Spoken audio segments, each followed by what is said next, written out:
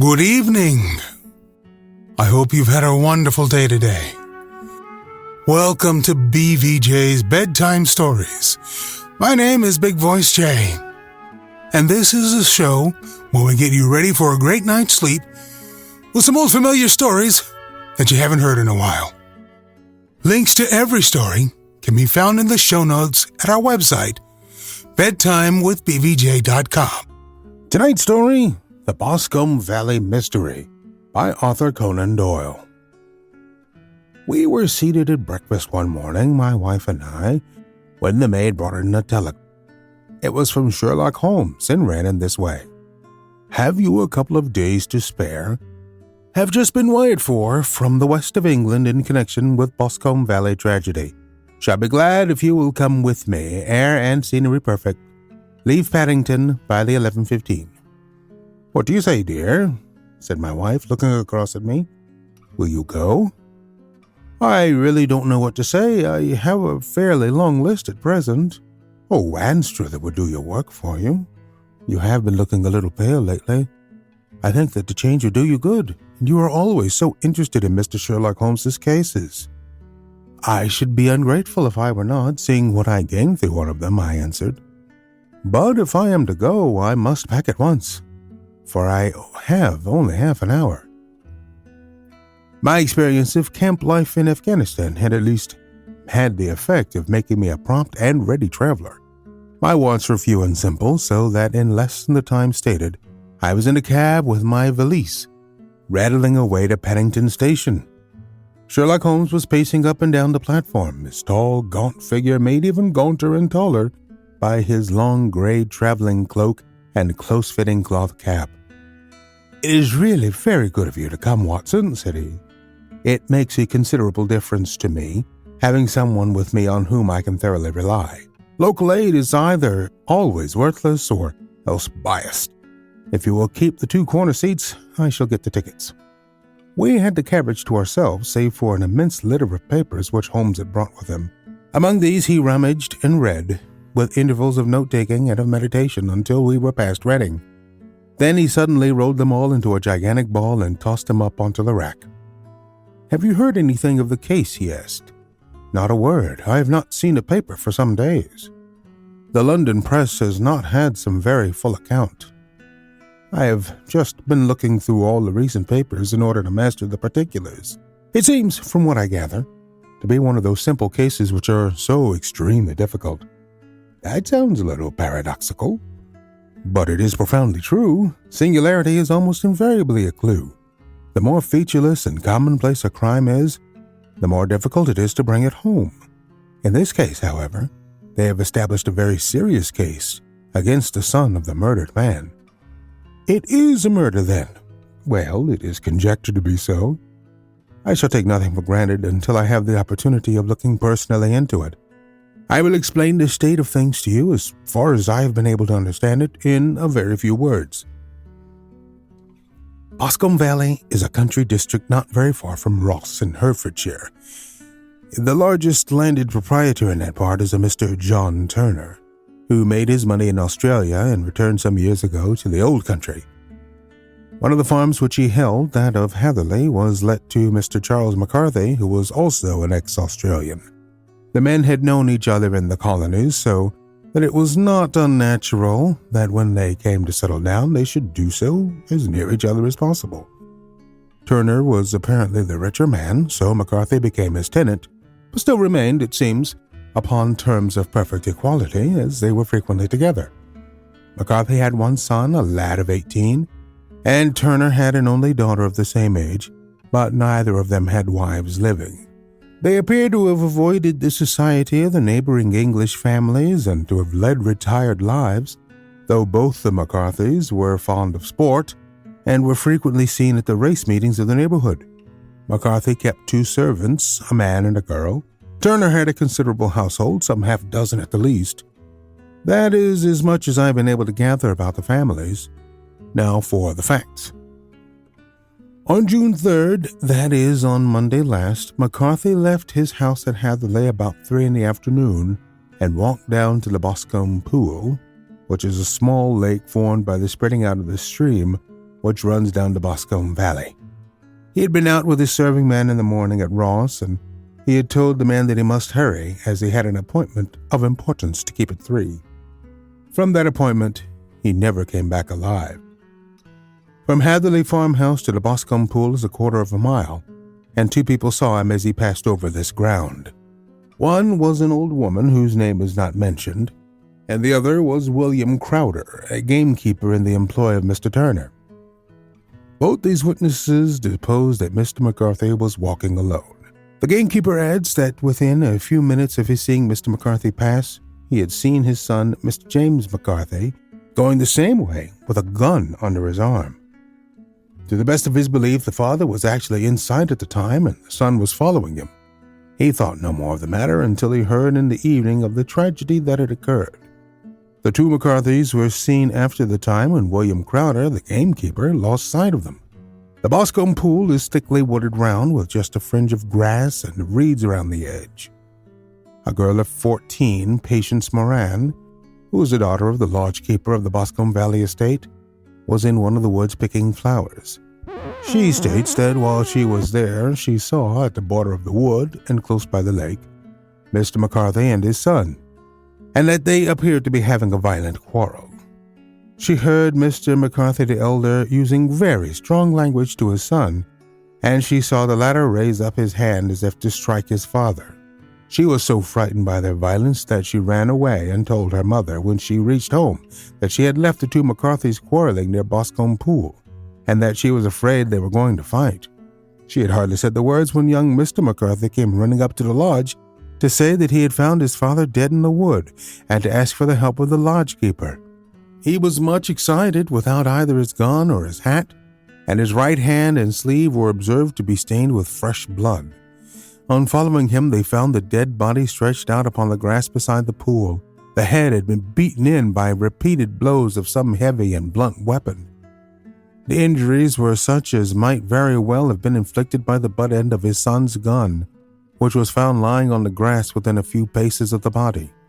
Under these circumstances, the young man was instantly arrested, and a verdict of willful murder having been returned at the inquest on Tuesday, he was on Wednesday brought before the magistrates at Ross, who have referred the case to the next assizes. Those are the main facts of the case as they came out before the coroner and the police court. I could hardly imagine a more condemning case, I remarked. If ever circumstantial evidence pointed to a criminal, it does so here. Circumstantial evidence is a very tricky thing, answered Holmes thoughtfully. It may seem to point very straight to one thing, but if you shift your own point of view a little, you might find it pointing in an equally uncompromising manner to something entirely different. It must be confessed, however, that the case looks exceedingly grave against the young man, and it is very possible that he is indeed the culprit. There are several people in the neighborhood, however, and among them Miss Turner, the daughter of the neighboring landowner, who believe in his innocence and who have retained Lestrade, you may recollect in connection with the study in scarlet, to work out the case in his interest. Lestrade, being rather puzzled, has referred the case to me, and hence it is that 2 middle-aged gentlemen are flying westward at 50 miles an hour instead of quietly digesting their breakfasts at home. I am afraid, said I, that the facts are so obvious that you will find little credit to be gained out of this case. There is nothing more deceptive than an obvious fact, he answered, laughing. Besides, we may have a chance to hit upon some other obvious facts, which may have been by no means obvious to Mr. Lestrade. You know me too well to think that I am boasting when I say that I shall either confirm or destroy his theory by means which he is quite incapable of employing or even of understanding. To take the first example to hand, I very clearly perceive that in your bedroom the window is upon the right-hand side, and yet I question whether Mr. Lestrade would have noted even so self-evident a thing as that. On earth, my dear fellow, I know you well. I know the military neatness which characterizes you. You shave every morning, and in this season you shave by the sunlight. But since your shaving is less and less complete as we get farther back on the left side, until it becomes positively slovenly as we get round the angle of the jaw. It is surely very clear that that side is less illuminated than the other.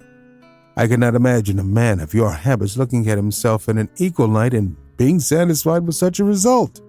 I only quote this as a trivial example of observation and inference. Therein lies my métier, and it is just possible that it may be of some service in the investigation which lies before us. There are one or two minor points which were brought out in the inquest and which are worth considering. What are they? It appears that his arrest did not take place at once, but after the return to Hatherley Farm. On the inspector of constabulary informing him that he was a prisoner, he remarked that he was not surprised to hear it and that it was no more than his deserts.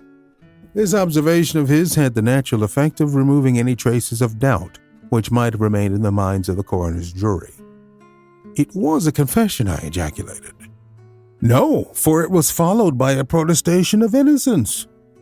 Coming on the top of such a condemning series of events, it was at least a most suspicious remark. On the contrary, said Holmes, is the brightest rift which I can at present see in the clouds. However innocent he might be, he could not be such an absolute imbecile as not to see that the circumstances were very black against him. Had he appeared surprised at his own arrest or feigned indignation at it, I should have looked upon it as highly suspicious, because such surprise or anger would not be natural under the circumstances and yet might appear to be the best policy to a scheming man. His frank acceptance of the situation marks him as either an innocent man or else as a man of considerable self-restraint and firmness. As to his remark about his deserts, it was also not unnatural if you consider that he stood beside the dead body of his father, and that there is no doubt that he had that very day so far forgotten his filial duty as to bandy words with him, and even, according to the little girl whose evidence is so important, to raise his hand as if to strike him. The self-reproach and contrition which are displayed in his remark appear to me to be the signs of a healthy mind, rather than of a guilty one. I shook my head. Many men have been hanged on far slighter evidence, I remarked.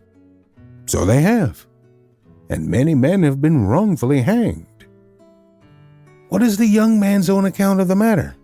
It is, I am afraid, not very encouraging to his supporters, though there are one or two points in it which are suggestive. Find it here and may read it for yourself.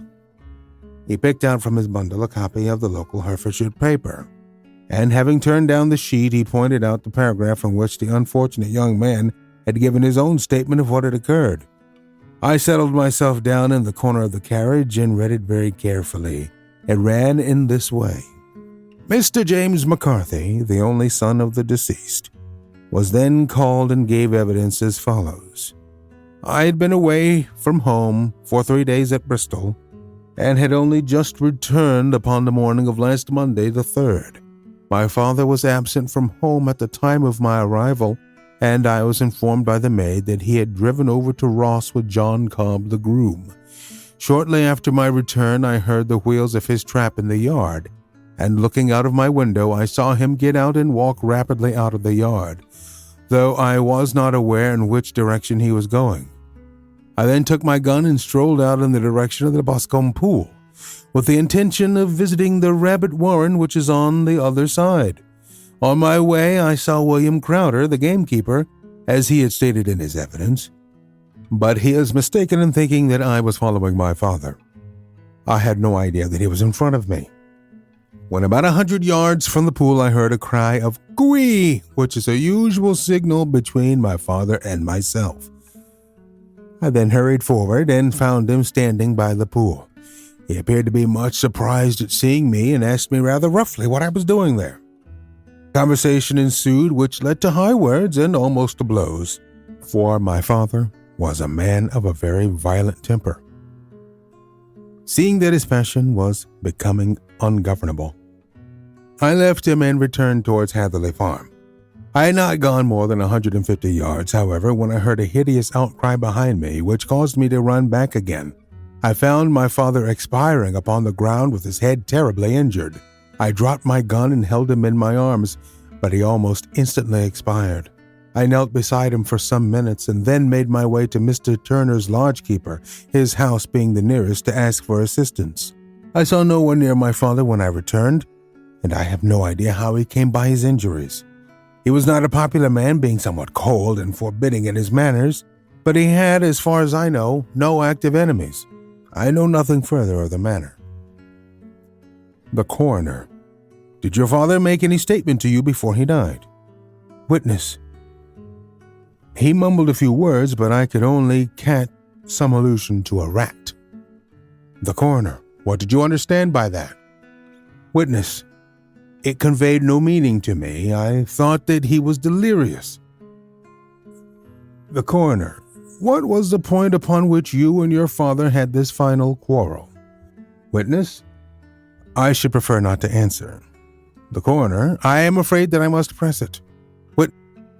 It is really impossible for me to tell you. I can assure you that it has nothing to do with the sad tragedy which followed. The coroner. That is for the court to decide. I need not point out to you that your refusal to answer will prejudice your case considerably in any future proceedings which may arise. Witness, I still must refuse. The coroner. I understand that the cry of cooey was a common signal between you and your father. Witness, it was. The coroner. How was it then that he uttered it before he saw you, before he even knew that you had returned from Bristol? Witness, with considerable confusion. I do not know. A juryman. Did you see nothing which aroused your suspicions when you returned on hearing the cry and found your father fatally injured? Witness. Nothing definite. The coroner. What do you mean? Witness.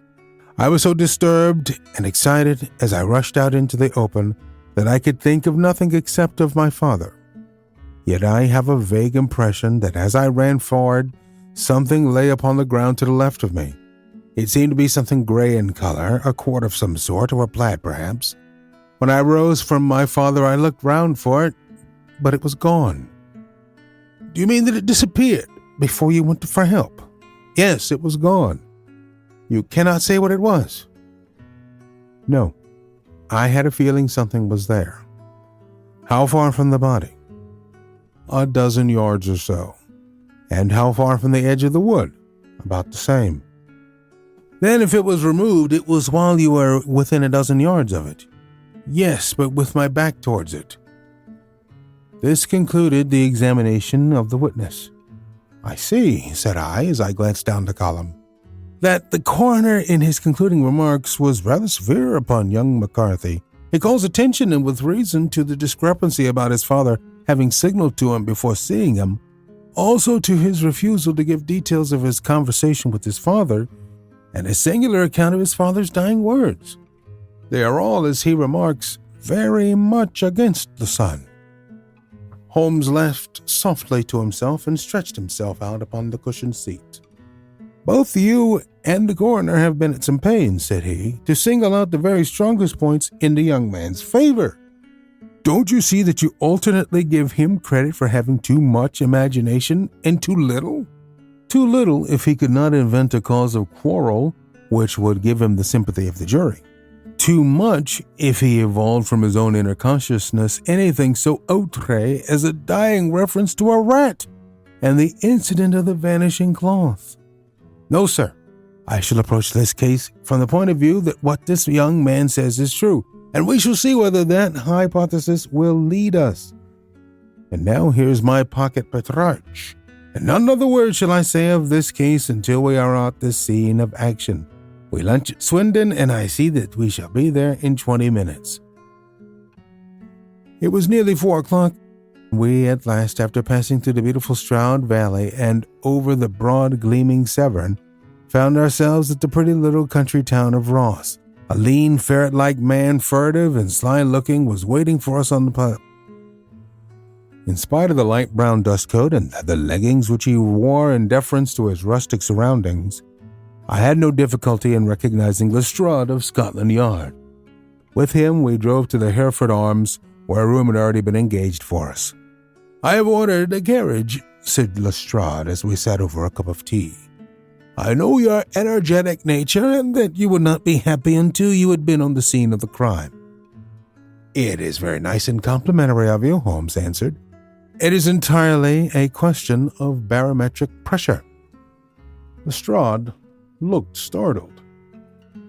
"I do not quite follow," he said. "How's the glass?" 29, I see. No wind and not a cloud in the sky. I have a case full of cigarettes here which need smoking, and the sofa is very much superior to the usual country hotel abomination. I do not think that it is probable that I shall use the carriage tonight." Lestrade laughed indulgently.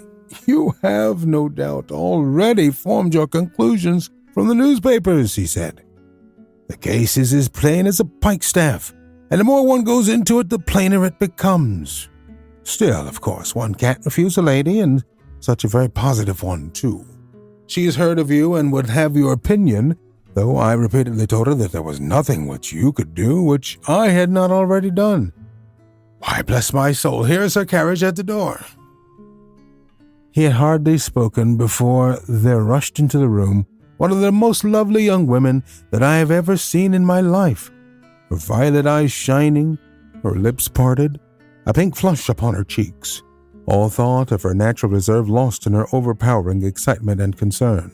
"Oh, Mr. Sherlock Holmes," she cried, glancing from one to the other of us, and finally, with a woman's quick intuition, fastening upon my companion. "I am so glad that you have come. I have driven down to tell you so. I know that James didn't do it. I know it, and I want you to start upon your work knowing it too. Never let yourself doubt upon that point. Known each other since we were little children, and I know his faults as no one else does. But he is too tender-hearted to hurt a fly. Such a charge is absurd to anyone who really knows him." "I hope we may clear him, Miss Turner," said Sherlock Holmes. "You may rely upon my doing all that I can." "You have formed some conclusion? Do you not see some loophole, some flaw?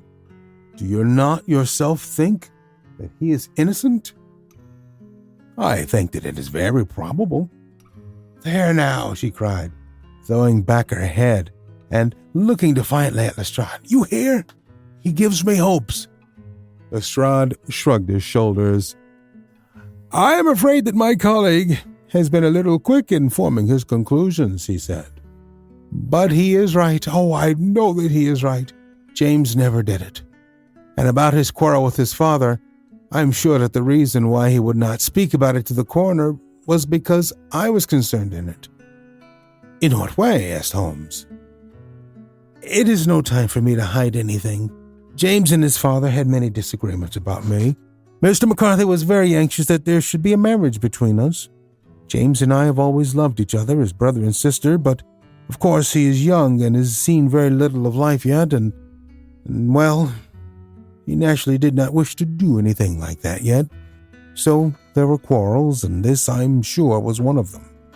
"And your father?" asked Holmes. "Was he in favor of such a union?"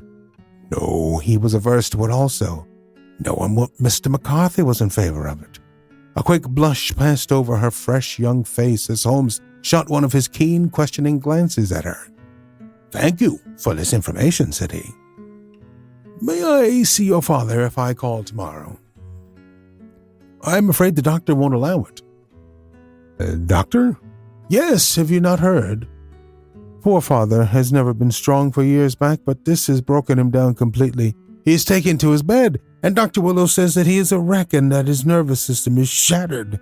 Mr. McCarthy was the only man alive who had known Dad in the old days in Victoria." "Ah, in Victoria! That is important." "Yes, at the mines." "Quite so, at the gold mines, where, as I understand, Mr. Turner made his money." "Yes, certainly." "Thank you, Miss Turner. You have been of material assistance to me. You will tell me if you have any news tomorrow. No doubt you will go to the prison to see James. Or if you do, Mr. Holmes, do tell him that I know him to be innocent." "I will, Miss Turner." "I must go home now, for Dad is very ill, and he misses me so if I leave him. Goodbye." and God help you in your undertaking." She hurried from the room as impulsively as she had entered, and we heard the wheels of a carriage rattle off down the street. "I am ashamed of you, Holmes," said Lestrade, with dignity after a few minutes' silence. "Why should you raise up hopes which you are bound to disappoint? I am not over-tender of heart, but I call it cruel. I think that I see my way to clearing James McCarthy," said Holmes. "Have you an order to see him in prison?" "Yes, but only for you and me." "Then I shall reconsider my resolution about going out. We still have time to take a train to Hereford and see him tonight." "Ample. Then let us do so. Watson, I fear that you will find it very slow, but I shall only be away a couple of hours." I walked down to the station with them and then wandered through the streets of the little town, finally returning to the hotel where I lay upon the sofa and tried to interest myself in a yellow-backed novel. The puny plot of the story was so thin, however, when compared to the deep mystery through which we were groping, and I found my attention wander so continually from the action to the fact that I at last flung it across the room and gave myself up entirely to a consideration of the events of the day. Supposing that this unhappy young man's story were absolutely true, then what unfortunate thing, what absolutely unforeseen and extraordinary calamity could have occurred between the time when he parted from his father and the moment when, drawn back by his screams, he rushed into the glade? It was something terrible and deadly. What could it be? Might not the nature of the injuries reveal something to my medical instincts? I rang the bell and called for the weekly county paper, which contained a verbatim account of the inquest. In the surgeon's deposition, it was stated that the posterior third of the left parietal bone and the left half of the occipital bone had been shattered by a heavy blow from a blunt weapon. I marked the spot upon my own head. Clearly, such a blow must have been struck from behind. That was to some extent in favor of the accused, as when seen quarreling, he was face to face with his father. Still, it did not go for very much, for the older man might have had his back turned before the blow fell. Still, it might be worthwhile to call Holmes's attention to it. Then there was the peculiar dying reference to a rat. What could that mean? A man dying from a sudden blow does not commonly become delirious. No, it was more likely to be an attempt to explain how he met his fate. But what could it indicate? I cudgeled my brains to find some possible explanation. And then the incident of the gray cloth seen by young McCarthy. If that were true, the murderer must have dropped some part of his dress, presumably his overcoat, in his flight, and must have had the hardihood to return and to carry it away at the instant when the son was kneeling with his back turned and not a dozen paces off. What a tissue of mysteries and improbabilities the whole thing was. I did not wonder at Lestrade's opinion, and yet I had so much faith in Sherlock Holmes's insight that I could not lose hope as long as every fresh fact seemed to strengthen his conviction of young McCarthy's innocence. We'll continue this story on our next episode. I want to remind you that we are always on the lookout for great stories to feature on the show. If you know of one, please email me, bigvoicej@gmail.com. Thank you so much for listening. Good night. Diamond Club hopes you have enjoyed this program.